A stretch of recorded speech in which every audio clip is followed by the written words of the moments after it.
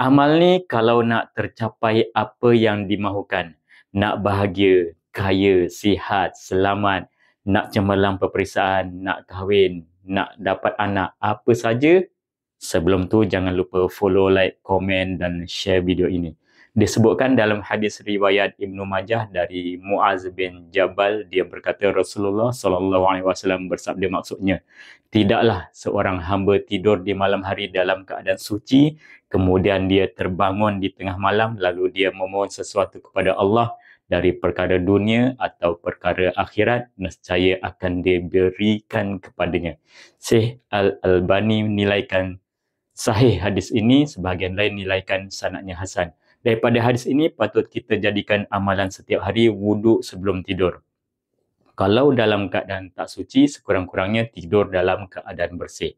Kemudian azam untuk bangun sebelum masuk waktu subuh yang menandakan berakhirnya waktu malam. Bila dah bangun, doalah bersungguh-sungguh untuk dunia dan akhirat kita. Sebaiknya tambah dengan istighfar, contohnya 100 kali, dan solat malam sekurang-kurangnya tahajud 2 rakaat dan witir 3 rakaat. Dah amal macam ni, jemput komen hajat apa yang dah tercapai sejak amalkannya. Kalau belum tercapai juga, teruskan berdoa dan berharap mungkin Allah kabulkan dalam bentuk lain yang anda tak perasan.